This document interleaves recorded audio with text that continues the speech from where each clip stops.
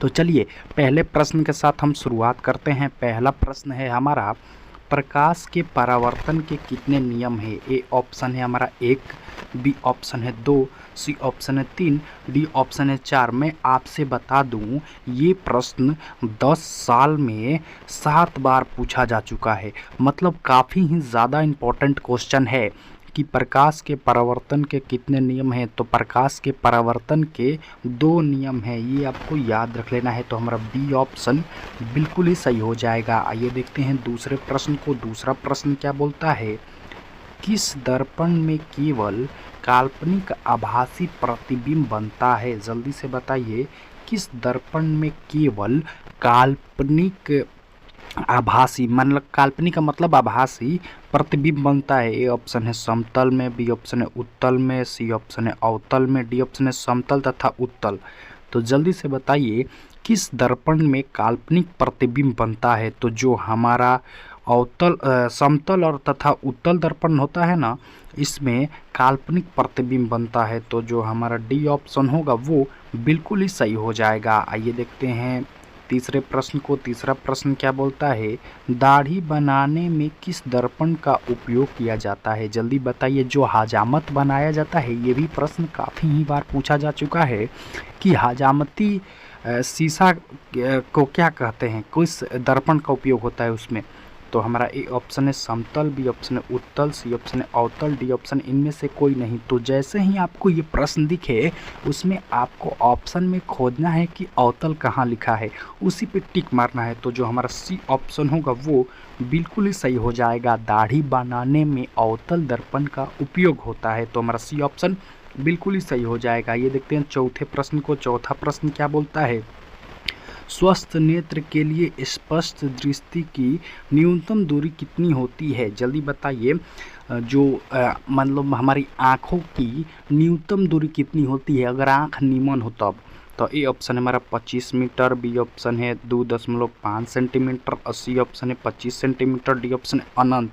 मतलब निकट बिंदु पूछ रहा है। तो जो हमारा स्वस्थ आँख की निकट बिंदु होती है, जहाँ तक हम एकदम स्पष्ट देख सकते हैं नज़दीक वाला भाग, वो होता है 25 सेंटीमीटर। तो हमारा सी ऑप्शन बिल्कुल ही सही हो जाएगा। ये देखते हैं पांचवें प्रश्न को। पांचवा प्रश्न क्या बोलता है, देखिए, निकट दृष्टि दोष को दूर करने के लिए किस लेंस का उपयोग किया जाता है? जल्दी बताइए। निकट दृष्टि दोष को दूर करने के लिए किस लेंस का उपयोग किया जाता है? ए ऑप्शन है उत्तल लेंस, बी ऑप्शन है अवतल लेंस, सी ऑप्शन है बेलनाकार लेंस, डी ऑप्शन है द्विफोक्सी लेंस। जल्दी बताइए। जब किसी को निकट दृष्टि दोष हो जाता है तो उसको दूर करने के लिए किस लेंस का बनाया हुआ चश्मा वो पहनता है, मतलब किस लेंस का उपयोग किया जाता है? तो जो हमारा अवतल लेंस होता है ना, ये निकट दृष्टि दोष वाले इसका क्या करते हैं, लेंसवा का चश्मा बना लेते हैं। तो हमारा बी ऑप्शन बिल्कुल ही सही हो जाएगा। ये देखते हैं छठवें प्रश्न को। छठवां प्रश्न क्या बोलता है, श्वेत प्रकाश में कितने वर्ण होते हैं? ए ऑप्शन है 5, बी ऑप्शन है 6, सी ऑप्शन है 7, डी ऑप्शन है 8। तो जल्दी बताइए। जो श्वेत प्रकाश होता है, श्वेत प्रकाश मतलब उजर जो सूरज से आवेला, वो में कई गो रंग होता है? आप कहेंगे एगो, तो एगो नहीं होता है। अगर आप उसको स्पेक्ट्रम उसके प्रकाश पे लगाएं तो वो 7 रंगों में विभक्त हो जाता है। तो हमारा जो सी ऑप्शन होगा वो बिल्कुल ही सही हो जाएगा। सारे प्रश्न बोर्ड एग्जाम में आए हुए हैं। अगर आपको पता नहीं है तो आप प्रीवियस ईयर के पेपर्स उठा के देख सकते हैं। ये सारे क्वेश्चंस आए हुए हैं और आने का काफ़ी हद तक संभावना है भाई, आ सकता है भाई। बिहार बोर्ड रिपीट पर रिपीट करता है। देखिए 7वां प्रश्न क्या बोलता है, विद्युत धारा का एसआई मात्रक क्या है? ये भी काफ़ी ज़्यादा इम्पोर्टेंट क्वेश्चन है कि जो विद्युत धारा होता है उसका एसआई मात्रक क्या होता है? ए ऑप्शन है वाट, बी ऑप्शन है ओम, बी ऑप्शन है वोल्ट, सी ऑप्शन है ओम, डी ऑप्शन है एम्पियर। तो जल्दी बताइए विद्युत धारा का एसआई मात्रक क्या है? तो जो विद्युत धारा का एसआई मात्रक होता है वो होता है एम्पियर। तो हमारा डी ऑप्शन बिल्कुल ही सही हो जाएगा। आइए देखते हैं 8वें प्रश्न को। 8वां प्रश्न क्या बोलता है, विभवांतर मापने वाले यंत्र को क्या कहते हैं। ए ऑप्शन है हमारा एमीटर, बी ऑप्शन है वोल्ट मीटर, सी ऑप्शन है गैल्वेनोमीटर, डी ऑप्शन है इनमें से कोई नहीं। तो जल्दी बताइए विभवांतर मापने वाले यंत्र को क्या कहते हैं। तो विभवांतर मापने वाले यंत्र को हम वोल्ट मीटर कहते हैं। तो हमारा जो बी ऑप्शन होगा वो बिल्कुल ही सही हो जाएगा। आइए देखते हैं नौवा प्रश्न क्या बोलता है, प्रतिरोध का एसआई मात्रक क्या है। ए ऑप्शन है जूल, बी ऑप्शन है एम्पियर, सी ऑप्शन है वाट, डी ऑप्शन है ओम। तो जल्दी से बताइए प्रतिरोध का एसआई मात्रक क्या है। तो प्रतिरोध का जो एसआई मात्रक होता है ना वो होता है ओम, वो होता है भैया ओम। तो हमारा डी ऑप्शन बिल्कुल ही सही हो जाएगा। आइए देखते हैं 10वां प्रश्न, ये भी काफ़ी ज़्यादा इम्पोर्टेंट क्वेश्चन है।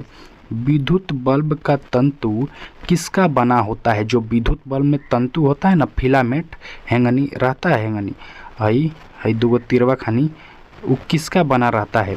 तो वो बना रहता है भैया, आपको याद रखना है टंगस्टन का। तो हमारा सी ऑप्शन बिल्कुल ही सही हो जाएगा। आइए देखते हैं 11वें प्रश्न को। 11वां प्रश्न क्या कहता है भाई, रासायनिक अभिक्रिया के दौरान किसी पदार्थ में ऑक्सीजन का योग कहलाता है। जल्दी बताइए कि रासायनिक अभिक्रिया में किसी पदार्थ में ऑक्सीजन का योग क्या कहलाता है।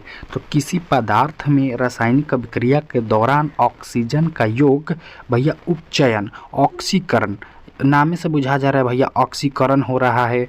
तो जो हमारा बी ऑप्शन होगा वो बिल्कुल ही सही हो जाएगा। आपको ऑक्सीकरण ना देख के उपचयन दे दे तो ये भी आपका ऑप्शन सही हो जाएगा, आपको टिक लगा देना है। आइए देखते हैं 12वें प्रश्न को। 12वां प्रश्न क्या बोलता है, लोहे को जिंक से लेपित करने की क्रिया को क्या कहते हैं। जल्दी बताइए जो लोहा को हम जिंक से लेपित करते हैं उस क्रिया को क्या कहते हैं। ए ऑप्शन है संक्षारण, बी ऑप्शन है गैल्वीकरण, सी ऑप्शन है पानी चढ़ाना और डी ऑप्शन है विद्युत अपघटन।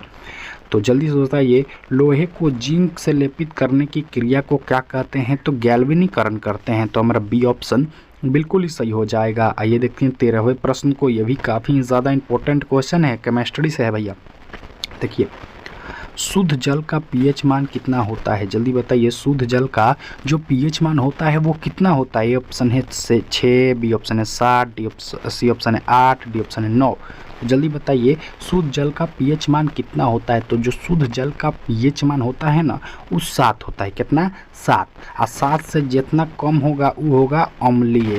क्या होगा, अम्लीय। और 7 से जैसे बढ़ेगा पीएच मान वो हो जाएगा क्षारीय, वो हो जाएगा क्षारीय। ठीक है, ये आपको याद कर लेना है। तो चलिए अब 14वां प्रश्न देखेंगे। 14वां प्रश्न क्या बोलता है, इसमें लॉ आंसर दे दिया है भाई। अम्ल का पीएच मान होता है। तो देखिए अम्ल का पीएच मान अभी न बताएं, 7 से कम, 7 से कम। तो हमारा जो ए ऑप्शन होगा वो बिल्कुल ही सही हो जाएगा। आइए देखते हैं 15वें प्रश्न को। 15वां प्रश्न क्या बोलता है, साधारण नमक का रासायनिक सूत्र क्या है। जल्दी बताइए जो साधारण नमक हम खाते हैं ना उसका केमिस्ट्री में नाम क्या है भैया, रासायनिक नाम क्या है, उसका सूत्र क्या है। तो NaCl आपको याद कर लेना है। तो हमारा बी ऑप्शन बिल्कुल ही सही हो जाएगा, सोडियम क्लोराइड। देखिए 16वां प्रश्न को हम देखेंगे। कौन सा धातु कमरे के ताप पर द्रव होता है। जल्दी बताइए कौन सा धातु कमरे के ताप पर द्रव होता है। ऑप्शन है पारा, बी ऑप्शन है सोडियम, सी ऑप्शन है लोहा, डी ऑप्शन है तांबा। तो जल्दी से बताइए कौन सा धातु कमरे के ताप पे द्रव होता है।